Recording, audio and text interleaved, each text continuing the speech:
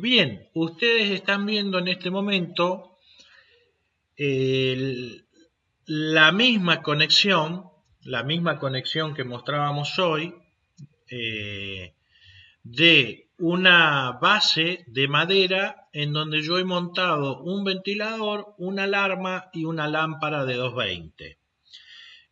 Hicimos funcionar el ventilador, explicamos el concepto de relé y vimos el código para poder encender o apagar el ventilador desde Arduino. Lo mismo lo vamos a hacer ahora con la alarma. ¿Qué es lo que debemos tener en cuenta de la alarma?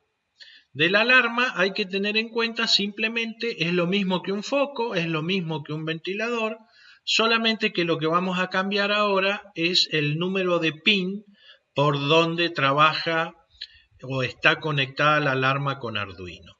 Yo voy a abrir un gráfico ahora, si ustedes me dan un segundito, en donde tengo el diagrama de la alarma. ¿Ven? Es exactamente el mismo montaje que si quisiéramos encender el ventilador, el mismo montaje. La única diferencia es que una de las patitas que entran al relé se conecta con el pin número 7, pin digital número 7 de Arduino. La alarma es una alarma que funciona con 12 volts, por lo tanto va a tener un borne o un punto de conexión positivo, generalmente con el cable rojo, y un punto de conexión negativo. Entonces, el borne de conexión negativo se lleva a el borne negativo de la batería y el punto de conexión del positivo de la alarma se lleva y se le hace entrar a uno de los dos extremos del relé. Luego el del medio se conecta al borne positivo de la batería. Y esa es la única conexión que hay que hacer. Y de manera rápida les voy a mostrar el código ahora para no escribirlo. Ya lo he cargado en el entorno de MBlock. Con la diferencia que en el caso del ventilador no habíamos hecho ningún efecto en el escenario y ahora vamos a utilizar un disfraz on-off para que cuando la alarma se encienda diga on y cuando la alarma se apague diga off. Por eso en el caso de este sprite que hemos cargado acá tenemos dos disfraces. Alarma encendida, alarma apagada. Y eso es todo. El código es igual que hoy, ¿sí? Solamente que la alarma se va a disparar por la patita número 7. Entonces, repasemos un poquito el código. Si se fijan, es exactamente igual que hoy. Voy a achicar, ya está chiquita la pantalla. Entonces, cuando arranco, apago la alarma por las dudas y pongo en off, o sea, voy a estar viendo el botoncito de apagado. Y luego, si toco la tecla E por el pin digital 7, mando 5 volts, lo que va a activar la alarma y encender el LED que está en la patita número 13. Cambio el disfraz para indicar que la alarma está sonando. Y con la letra A, cuando presione la letra A, la patita digital 7 la pongo a referencia a tierra y también la 13, con lo cual apago la alarma, apago el LED y la pantalla de MBlock va a aparecer el botoncito en off.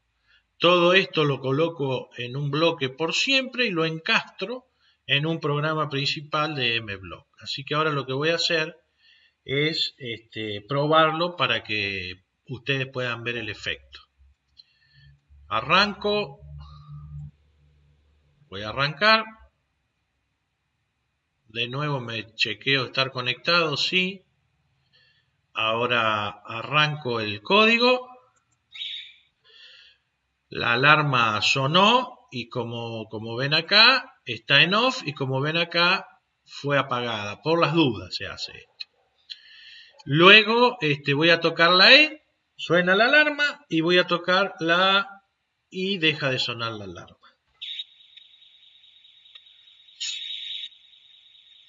Fíjense que cuando suena la alarma, también de manera visual en el mundo físico se enciende el LED para indicar que la alarma se activó.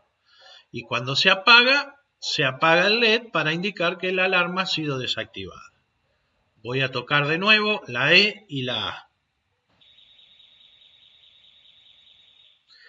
Y ahora lo voy a hacer un poco más rápido, ¿no?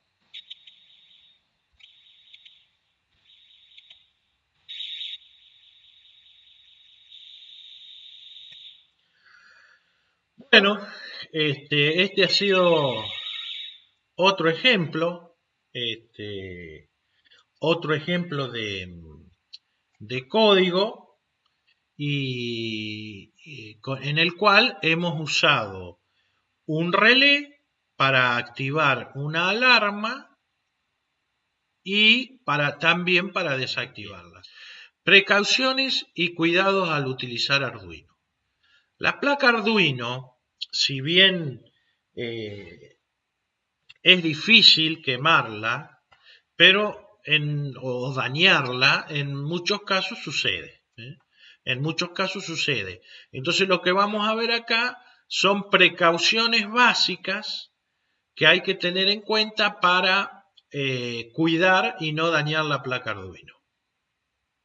Uno de los puntos dice, podemos dañar una placa Arduino en el caso de aplicarle un sobrevoltaje a una entrada de Arduino o un pin de alimentación que se denomina Vint. El pin que tienen señalado acá en la placa Arduino como Vint es un pin que sirve para poder alimentar a la placa Arduino desde una fuente externa. Por ejemplo, una pila, puede ser una batería, puede ser baterías, un grupo de baterías. Pero ¿qué es lo que tenemos que recordar nosotros? Tenemos que recordar que la placa Arduino puede soportar en teoría 24 volts. 24 en teoría, pero no se aconseja más de 16. Entonces, si nosotros en un determinado proyecto estamos alimentando la placa por esta patita, no desde la PC, no desde este conector de alimentación, sino que lo estamos alimentando por esta patita Vint, debemos recordar que por sobrevoltaje podemos dañar la placa. Por lo tanto, hay que tener eso en cuenta. Otro caso en que se puede dañar la placa es por un sobrevoltaje aplicado a un pin analógico.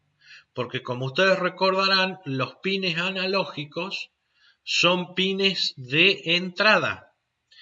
Y los pines analógicos, como vemos en la lámina, pueden leer voltajes de entrada. Entonces, el voltaje que tiene que leer un pin analógico es el mismo que soporta la placa Arduino, que soportan los pines digitales. Por lo tanto, el voltaje con el que trabaja la placa Arduino siempre estará dado entre 3.3 y 5 volts. Bajo ninguna circunstancia, como dice la lámina, tenemos que alimentar o darle entrada a un pin analógico con un valor mayor a 3.3 o 5 volts. Bien. Otro punto. Sobrecorriente en un pin digital. Los pines digitales de Arduino no están diseñados para alimentar cargas. Carga, ¿qué sería una carga? Un motor. Un motor que consume determinada cantidad de corriente. también, bueno, un aparato domiciliario, una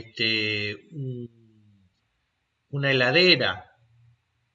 Cualquier aparato domiciliario consume mucha más corriente de la que puede entregar la placa Arduino. Entonces, los pines de entrada y salida no podemos alimentar con estos pines dispositivos que consuman más corriente. ¿Cuánta corriente puede entregar un pin digital Arduino? Hasta 40 mA. Es muy poca corriente. Por eso la placa Arduino no se utiliza para alimentar un motor, sino que se utiliza para activar una señal en un motor. Es decir, para que el motor arranque o se detenga. Es una señal, pero nunca para que gire una rueda. ¿Se dan cuenta?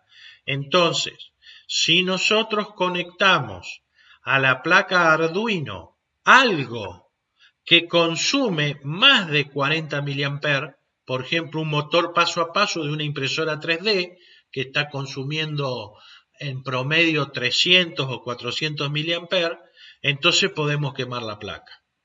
¿Qué se hace en estos casos?